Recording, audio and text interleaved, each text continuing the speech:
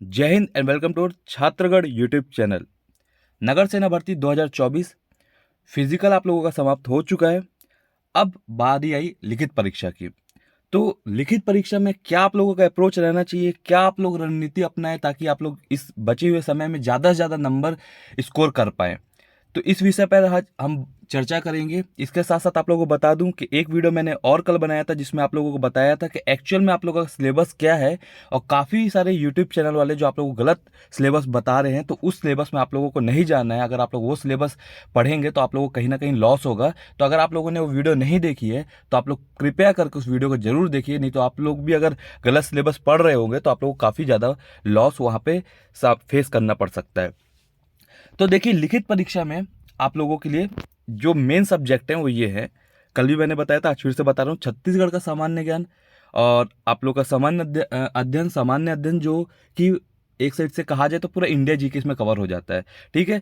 फिर आप लोगों का बुद्धि क्षमता जो रीजनिंग इसको बोलते हैं, उसके बाद अंक गणित, मैथ्स, ये चार में आप लोगों को मेनली फोकस करना है, चार सब्जेक्ट में। और जब आप इन चार सब्जेक्ट को फोकस करेंगे तो आप लोगों को इसमें ज़्यादा टाइम, अगर मेरे से पूछेंगे आप लोग को आपको ज़्यादा टाइम किस में देना है, तो नंबर वन आप लोगों का जो सामान्य ज्ञान है, जिसमें छत्तीसगढ़ और इंडिया जीके दोनों जीके, इसमें आप ज़्यादा फोकस करो क्योंकि इसका वेटेज आप लोगों के एग्जाम में इसी का वेटेज ज़्यादा मिलेगा। मैथ्स रीजनिंग का मैक्सिमम से मैक्सिमम आप लोगों का मैथ्स रीजनिंग दोनों मिला के 30 से 35 क्वेश्चन रहेंगे, उससे ज़्यादा नहीं रहेंगे। लेकिन वहीं 65 से 70 नंबर आप लोगों का इंडिया जीके और छत्तीसगढ़ जीके को मिला कर रहेगा। ठीक है। तो आप लोगों को इस चीज़ को समझना पड़ेगा कि आप लोगों को 65 to 70 जो परसेंट रहेगा, इसमें ज़्यादा आप लोगों को फोकस करना है। साथ में मैथ्स रीजनिंग भी करना है आप लोगों को। मैथ्स रीजनिंग लगभग 30 से 35% यहाँ पे इसका वेटेज रहने वाला है। तो आप लोगों को मैं मैथ्स रीजनिंग का कल वीडियो बना के बताऊंगा कि मैथ्स रीजनिंग में कौन कौन से आप लोगों के टॉपिक, इंपॉर्टेंट टॉपिक जिसको आप लोगों को ज़्यादा फोकस करना है। कुछ कुछ टॉपिक्स रहते हैं जैसे कि ये आपका सिंपल इंटरेस्ट, जिसको साधारण ब्याज बोलते हैं, ये हो गया। फिर आपका परसेंटेज, लाभ हानि, ये सब जो टॉपिक्स है ये व्यापम के फेवरेट टॉपिक्स है, यहाँ से हमेशा क्वेश्चन आते हैं। तो अगर इन टॉपिक्स को ही अगर आप कर लेंगे तो काफ़ी आप लोगों को वहाँ पे नंबर गेन करने के लिए आसानी होगी। ठीक। तो इन सब अप्रोच को आप लोगों को यूज़ करना है। आप लोगों को बता दूं, अगर आप लोग करंट अफेयर भी पढ़ रहे हैं, सपोज करंट अफेयर पढ़ रहे हैं, तो करंट अफेयर में बहुत डीप में मत जाना। आप लोगों को एक चीज़ बता दूं, आप लोगों को कैसे पढ़ना है करंट अफेयर। जैसे हाल फिलहाल में कौन सी स्पोर्ट्स हुई, स्पोर्ट्स में कौन क्या जीता, ठीक है, और बड़ी बड़ी घटनाएं हाल फिलहाल में कौन कौन सी हुई, इन चीज़ों को देखना है। बहुत डीप में जाने का मतलब नहीं है। नगर सेना का परीक्षा है ये, यूपीएससी का परीक्षा नहीं है, तो उसके हिसाब से पढ़ना है। एग्जाम की जो रिक्वायरमेंट रहती है उसके हिसाब से तैयारी करनी पड़ती है आप लोगों को। इसके साथ साथ एक चीज़ और बताऊं कि अगर आप लोग इस टाइम कोई एग्जाम के लिए फिजिकल की तैयारी नहीं कर रहे तो आप लोग कम से कम 8 घंटे देना ही पड़ेगा। ठीक है। और अगर आप लोग कोई एग्जाम की तैयारी कर रहे, फिजिकल करने जाते हैं, टाइम ज़्यादा आपको नहीं मिल पा, तब भी आप लोगों को अगर ये एग्जाम निकालना, 6 घंटे यहाँ से आप लोगों को देना पड़ेगा। ठीक। अब एक बात कर लेते हैं कि आप लोगों का कब तक हो सकता है physical, return exam. Return exam जो आप लोगों का है ये, अगर ये चाहें तो 10 से 15 दिन के अंदर पूरी लिस्ट जारी करके नवंबर में आप लोगों का एग्जाम करवा सकते हैं। और अगर नवंबर में नहीं होता है तो ये मानकर चलिए फिर आचार संहिता लगने का टाइम आ जाएगा, आचार संहिता लग जाएगा तो फिर ये 2025 में हो पाएगा आप लोगों का। लेकिन ये ऑपरेट करते हैं डिस्ट्रिक्ट के हिसाब से, और मैंने कई भर्ती में देखा है जब डिस्ट्रिक्ट के हिसाब से ऑपरेट करते हैं तो चीज़ें काफ़ी फास्ट प्रोसेस में भी कर दी जाती है, क्योंकि एसपी लेवल में काफ़ी चीज़ काम होते हैं। तो ये चीज़ जल्दी भी करवा सकते हैं अगर इसको चाहें तो अगर इसको जल्दी करवाना चाहे तो नवंबर में आपका एग्ज़ाम करवा सकते हैं। अदरवाइज आप लोगों का फिर आचार संहिता के बाद इसको करवाया जाएगा। ठीक। इसके बाद एक चीज़ और बता दूं कि आप लोग तैयारी कर रहे हैं, ठीक, तैयारी करने के बाद आप लोगों को टेस्ट भी अपना लगाना जरूरी है। जब तक आप टेस्ट नहीं लगाएंगे तो आप लोगों को समझ में नहीं आएगा कि आपकी तैयारी कितनी हुई है कितनी नहीं, आपको कौन सा सब्जेक्ट कमजोर है, कौन सा सब्जेक्ट आप लोगों को और इम्प्रूव करना पड़ेगा। उसके लिए आप लोगों को बता दूं, मैं कमेंट बॉक्स डिस्क्रिप्शन में पिन कर दूंगा, यहाँ पर आपको मिलेगा छात्रगढ़ ऐप। ठीक है, हमारा ऐप है, इसमें मैं बहुत जल्दी आप लोगों के लिए टेस्ट सीरीज लेकर आने वाला हूँ, पूरे एग्जाम का रिलेवेंट, पूरे आपके सिलेबस के अकॉर्डिंग, और जिस तरीके से पैटर्न रहता है, क्वेश्चन का लेवल रहता है, उसी तरीके से क्वेश्चन लेके आने वाला हूँ नगर सेना का। ठीक है, बहुत जल्द वो आ जाएगा। जब तक वो नहीं आता है तो आप लोगों को सीजी पुलिस के फ्री टेस्ट डले हुए, उस फ्री टेस्ट को अटेम्प्ट करिए। उसमें क्या है, जब आप उस फ्री टेस्ट को अटेम्प्ट करेंगे तो आप लोगों को समझ में आएगा कि आप लोगों का नंबर एक्चुअल में 100 नंबर में कितना बन रहा है। ठीक है, वहाँ पे भी पुलिस का भी, जो आपका सीजी पुलिस कांस्टेबल का है वो भी 100 नंबर का है, नगर सेना भी 100 नंबर का है। तो लगभग लगभग आप लोगों को वैसा ही एनवायरनमेंट मिलेगा टेस्ट लगाने के बाद। ठीक।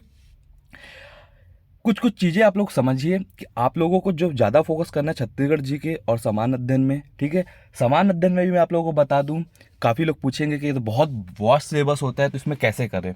तो आप लोगों को इसमें करना ही है, जैसे आप हिस्ट्री पढ़ रहे हैं, ठीक है, इतिहास पढ़ रहे हैं, तो इतिहास में आप लोगों को 1857 की क्रांति के बाद का जो है, जैसे गांधी युग हो गया, उसके बाद भारत छोड़ो आंदोलन हो गए, ये जितना भी है ना 1857 क्रांति के बाद से जो आधुनिक इतिहास है, इसको पढ़ना आप लोग, क्योंकि आप लोगों को यहाँ से ज़्यादा क्वेश्चन देखने को मिलेगा, ठीक। और आप लोगों को पुराना पढ़ना है, अगर जैसे पुराना इतिहास में पढ़ना है तो आप लोग क्या पढ़िए, बौद्ध को देख लीजिए थोड़ा सा, ठीक है, जैन धर्म को देख लीजिए थोड़ा सा, उसके बाद मुगल शासन को देख लीजिए। इतना कर लेंगे तो यहाँ पे सफिशियंट हो जाएगा, आप लोगों को काफ़ी इसका पुराना वाला भी हिस्ट्री का जो है वो पोर्शन भी आपका कवर अप हो जाएगा, ठीक। तो सब्जेक्ट को में के अंदर भी आप लोगों को क्या पकड़ना है, जो इंपॉर्टेंट टॉपिक रहता है उसको पकड़ना है। जैसे आधुनिक इतिहास में हो गया, गांधीवादी युग हो गया, ठीक है, फिर उसके बाद जितने भी वॉयस रहे होंगे उनके कार्यकाल को थोड़ा सा देख लिए, तो इस तरीके से क्या है आप लोगों को मैक्सिमम आउटपुट वहां से निकाल सकते हो, क्योंकि यहाँ से ज़्यादा क्वेश्चन उठाए जाते हैं।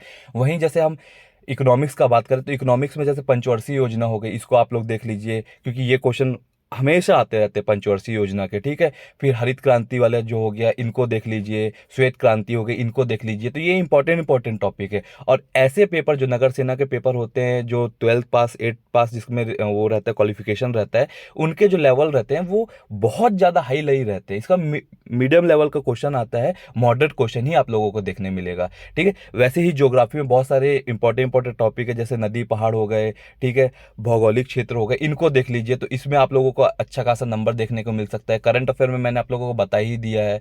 तो इस तरीके से आप लोग देखिए, जैसे आप साइंस देख रहे हैं, साइंस में आप क्या कर सकते हैं, जो बीमारी हो गई उनको देख लीजिए, ठीक है, बीमारी का इलाज देख लीजिए। फिर आप जैसे अगर फिजिक्स में देखेंगे तो किसने क्या आविष्कार किया इसको देख लीजिए। तो इन तरीके से आप ज़्यादा से ज़्यादा स्कोर कर सकते हैं। तो आप लोगों को रणनीति जो अपनानी, ये नहीं कि आप पूरा, जैसे आपको सामान्य अध्ययन है, हिस्ट्री है तो हिस्ट्री का पहले टॉपिक से लेकर आखिरी टॉपिक तक चालू करिए। इतना करेंगे तो आप लोगों को बेसिक से करने वाला टाइम होता है। और अभी आपको अगर एग्जाम के लिए फोकस करना है तो आपको स्मार्ट अप्रोच लगाना पड़ेगा। आप लोगों को कम समय में ज़्यादा नंबर इसी तरीके से गेन कर सकते हैं कि पहले पहले आप लोगों को ज़्यादा से ज़्यादा इंपॉर्टेंट टॉपिक कवर करना है, उसके बाद अगर आप समय मिल रहा है तो बाकी टॉपिक्स पर फोकस करिए। मैथ्स में भी मैंने आप लोगों को बता दिया कि जैसे लाभ हानि हो गया, परसेंटेज हो गया, और इसके बाद रेशियो प्रोपोर्शन हो गया, ठीक है, अनुपात वाला जिसको बोलते हैं, वो आपका साधारण ब्याज हो गया। ये इंपॉर्टेंट टॉपिक रहते हैं, तो इनको ही फोकस, इसको मैं डिटेल में आप लोगों को एक और वीडियो में बता दूंगा।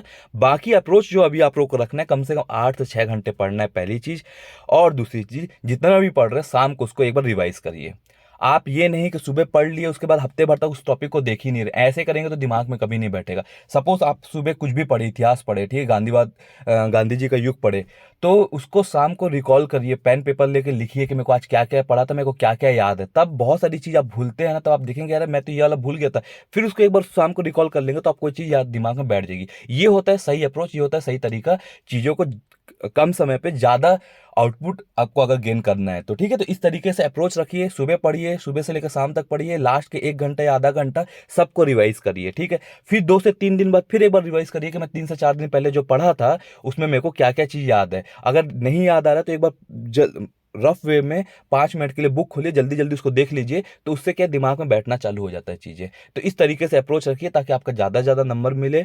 और चैनल को सब्सक्राइब कर लीजिए ताकि ऑथेंटिक और सही न्यूज़ आप लोगों को समय समय पर मिलते रहे। मिलते हैं नेक्स्ट वीडियो में। जय हिंद, जय भारत। टेस्ट सीरीज आप लोगों के लिए बहुत जल्दी लेकर आऊँगा, इसलिए ऐप को डाउनलोड कर लीजिए, चैनल को सब्सक्राइब कर लीजिए।